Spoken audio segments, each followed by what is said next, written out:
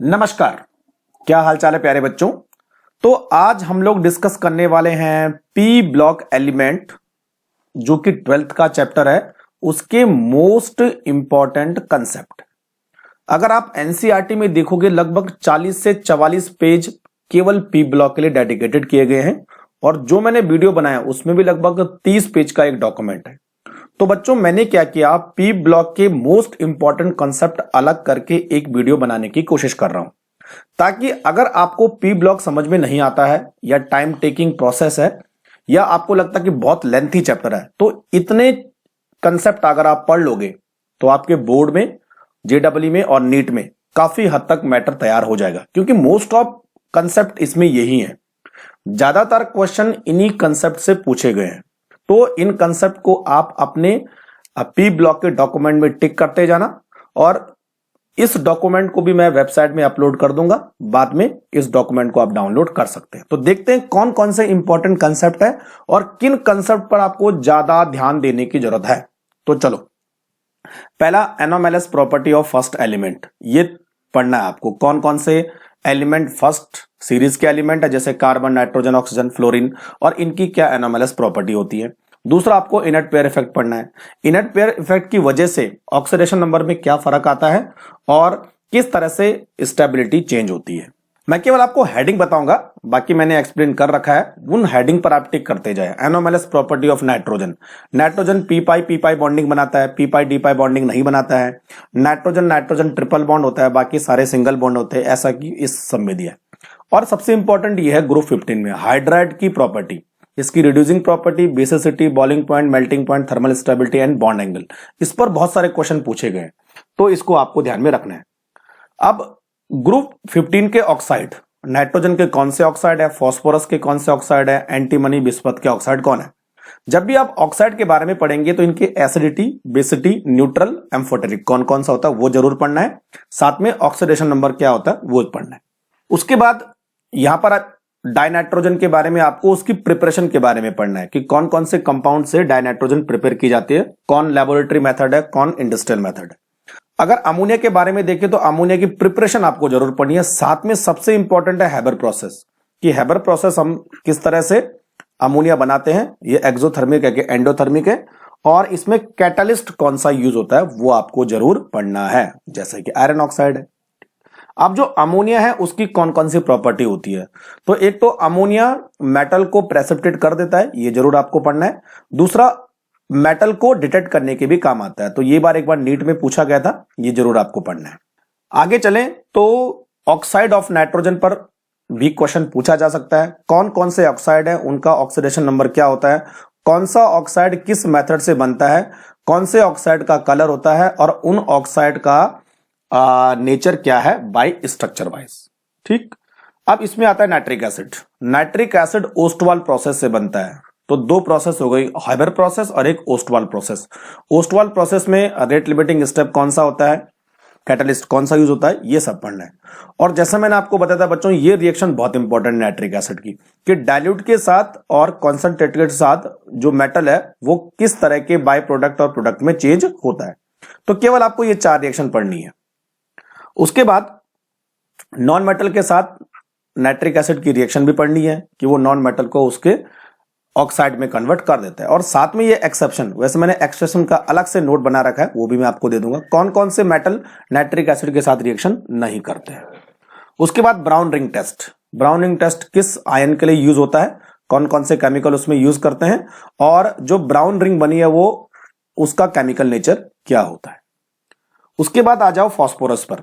Phosphorus के बारे में आपको डिफरेंस पढ़ना है, खासकर व्हाइट एंड रेड फास्फोरस में क्या डिफरेंस होता है, तो मैंने टेबल के माध्यम से आपको बता रखा है।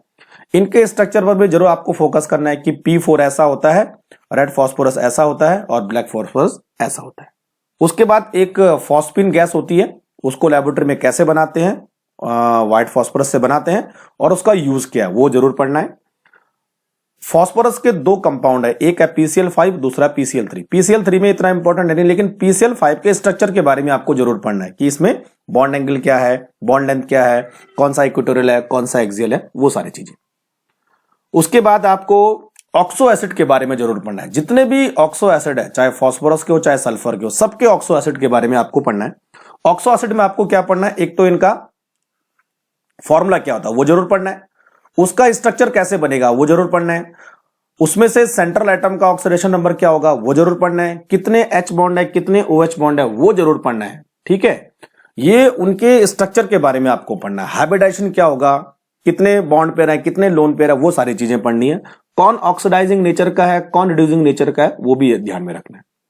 अब आते हैं ग्रुप 16 पर। ग्रुप 16 के हाइड्राइड का आपको केमिकल नेचर पढ़ना है, एसिडिक कौन है, रिड्यूसिंग प्रॉपर्टी, हाइड्राइड में यही सब पूछा जाता है। ठीक, यहां पर एक्सेप्शन है, इसको जरूर ध्यान में रखना है। ग्रुप 16 के हाइलाइट के बारे में आपको पढ़ना है। तो 3 टाइप के हाइलाइट होते हैं, हेक्सा, टेट्रा और डाई। देखिए, जब भी स्ट्रक्चर के बारे में आप पढ़ते हैं, किसी के भी स्ट्रक्चर के बारे में पढ़ोगे तो lone pair, bond pair, hybridization, bond angle और ज्योमेट्री या स्ट्रक्चर, इन सब के बारे में आपको ध्यान रखना है। उसके बाद टाइप्स ऑफ ऑक्साइड, ये तो बहुत इंपॉर्टेंट कंसेप्ट है। ठीक है, तो टाइप्स ऑफ ऑक्साइड में आपको ये ध्यान रखना है कि एम्फोटेरिक कौन है, एसिडिक कौन है, बेसिक कौन है, और इस बीच बीच में एक्सेप्शन भी आते रहते हैं इसमें, और खासकर न्यूट्रल कौन सा होता है। ठीक, अब बात करते हैं ओजोन की। ओजोन के बारे में 2-3 चीजें आपको ये याद रखनी है कि ओजोन कहां फॉर्मेशन होती है, ओजोन किसकी एलोट्रोपिक फॉर्म है, ओजोन क्या इंपॉर्टेंट रोल प्ले करती है, और कौन से ऐसे फैक्टर है जो ओजोन को डिप्लीट करते हैं। ठीक, उसके बाद ओजोन एक तरह का ऑक्सीडाइजिंग एजेंट होता है, तो उसकी ऑक्सीडाइजिंग प्रॉपर्टी कौन कौन सी होती है वो आपको जरूर पढ़ना है, और ओजोन को किस मेथड से एस्टिमेट किया जाता है वो आपको जरूर ध्यान रखना है। अब बात करते हैं सल्फर। जैसे हमने फास्फोरस में एलोट्रोप पढ़ा था, सल्फर में भी 2 एलोट्रोप होते हैं, एक अल्फा सल्फर और एक बीटा सल्फर। तो इन दोनों में क्या डिफरेंस है वो आपको जरूर पढ़ना है। सल्फर डाइऑक्साइड का नेचर कौन सा होता है, रिड्यूसिंग नेचर होता है, कौन कौन सी ऐसी रिएक्शन है जहां पर वो रिड्यूसिंग प्रॉपर्टी शो करता है, और सल्फर डाइऑक्साइड का स्ट्रक्चर आपको पढ़ना है। उसके बाद oxo acid of sulphur. Oxo acid में स्ट्रक्चर क्या होता है, किसके पास पेरोक्साइड लिंकेज होती है, हाइब्रिडाइजेशन क्या होता है, और स्ट्रक्चर क्या होता है, कितने डबल बॉन्ड O हैं कितने OH है, एसिडिटी कितनी है, बेसिटी कितनी है, वो सब चीजें पढ़नी है। ये मैंने लिखा ही है ना, hybridization, bond pair, basicity, types of bond. उसके बाद आ जाओ sulphuric acid. Sulphuric acid contact process से बनता है, तो कांटेक्ट प्रोसेस किस तरह से सल्फ्यूरिक एसिड को बनाती है वो पढ़ना है, और सल्फ्यूरिक एसिड की प्रॉपर्टी क्या होती है। तो 3 मेन प्रॉपर्टी है, एसिडिक कैरेक्टर और ऑक्सीडाइजिंग एजेंट और डिहाइड्रेटिंग एजेंट। इन तीनों की रिएक्शन को आपने जरूर पढ़ना है। अब आ जाओ ग्रुप 17। ग्रुप 17 एलिमेंट में ये जो हमारे पास मिनरल है, ये कौन कौन से मिनरल है, इसका फॉर्मूला क्या होता है वो जरूर पढ़ना है। ऑक्सीडेशन स्टेट और केमिकल रिएक्टिविटी, जहां पर वो first excitation state, second excitation state, third excitation state, वो जरूर पढ़ना है।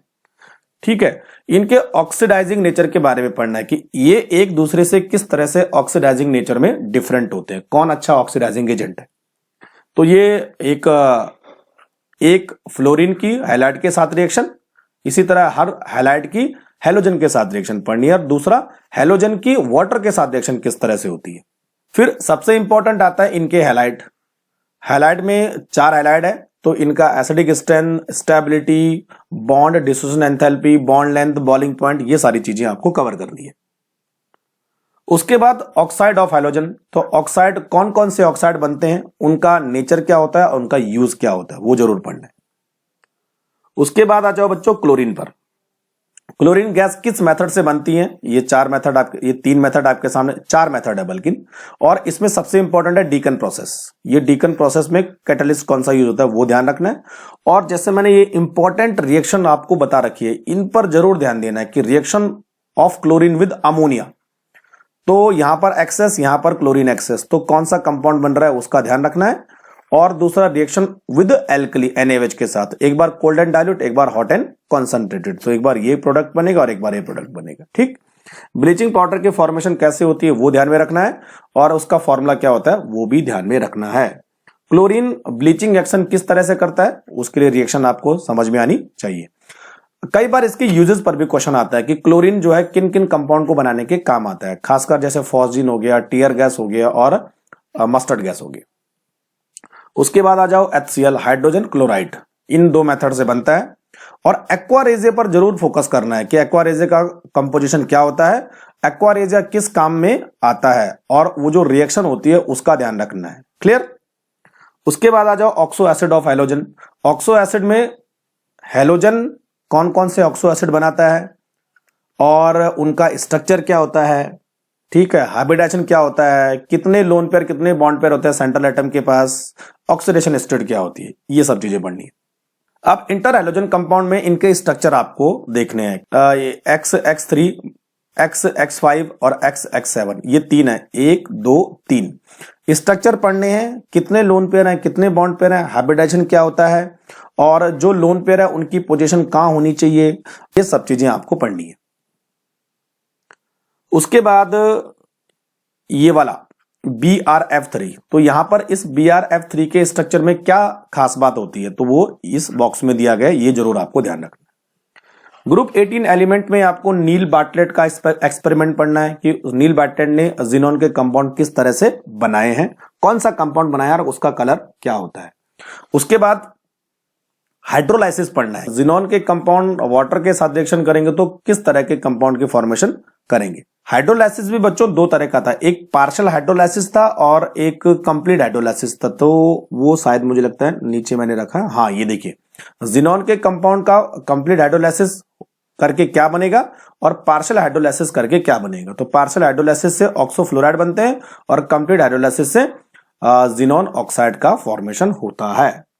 फिर थोड़ा सा इसके स्ट्रक्चर पर आपको ध्यान रखना है कि कौन कौन से जिनोन के कंपाउंड है, उनमें लोन पेयर बॉन्ड पेयर कितने होते हैं, हाइब्रिडाइजेशन क्या है, स्ट्रक्चर क्या होता है और बॉन्ड एंगल कितना बनेगा। लेकिन बॉन्ड एंगल पर इतना फोकस नहीं करना है जितना आपको लोन पेयर बॉन्ड पेयर पर हाइब्रिडाइजेशन पर फोकस करना है।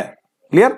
अब यहां पर एक दो रिएक्शन और है कि जो जिनोन कंपाउंड है वो मेटल फ्लोराइड के साथ और नॉन मेटल फ्लोराइड के साथ किस तरह की रिएक्शन करता है, कहां पर इलेक्ट्रॉन दिए जाते हैं कहां पर इलेक्ट्रॉन लिए जाते हैं। क्लियर। तो पी ब्लॉक में आपको इतना तो पढ़ना ही पढ़ना है, ये सबसे ज्यादा इंपॉर्टेंट है और ये वाला डॉक्यूमेंट मैं वेबसाइट पर दे दूंगा तो आप वहां से डाउनलोड कर लेना। अब पी ब्लॉक में एक्सेप्शन कौन कौन से हैं, तो ये सारे एक्सेप्शन मैंने यहां पर लिखी है, जैसे कि नाइट्रोजन एलोट्रोपी शो नहीं करता है, बाकी सारे एलिमेंट शो करते हैं। यहां पर इलेक्ट्रॉन गेन एंथैल्पी का ऑर्डर इस तरह से होता है, नाइट्रोजन और नाइट्रिक ऑक्साइड ज्यादा टेम्परेचर पर बनाता है, ठीक है। तो ये सब चीजें सारे एक्सेप्शन है। देखो electron gain enthalpy of halogen ये एक्सेप्शन है, यहां पर डिसोसिएशन एंथैल्पी ऑफ हेलोजन ये भी रखा है। तो सब चीजें यहां पर मैंने आपके लिए एक्सेप्शन के फॉर्म में रखी हुई है, तो इन एक्सेप्शन को आप जरूर पढ़ना। चलो लास्ट में जाते जाते हमारा एक ऐप है, अगर आप नीट की प्रिपरेशन कर रहे हैं और एक टेस्ट सीरीज देना चाहते हैं तो 300 रुपए में आपको ये सारी चीजें मिलेंगी। ऑनलाइन टेस्ट सीरीज है, ऑनलाइन डीपीपी कर सकते हैं, कंबाइंड टेस्ट सीरीज दे सकते हैं, डीपीपी को डाउनलोड कर सकते हैं, प्रीवियस ईयर क्वेश्चन भी लगा सकते हैं, हैंड रिटन नोट्स वहां पर अवेलेबल है और प्रिंटेड नोट्स भी वहां पर अवेलेबल है। तो एक बार ट्राई जरूर करें, ज्यादा फीस नहीं है, 300 रुपए में आप अपने कॉन्फिडेंस को बूस्ट कर सकते हैं।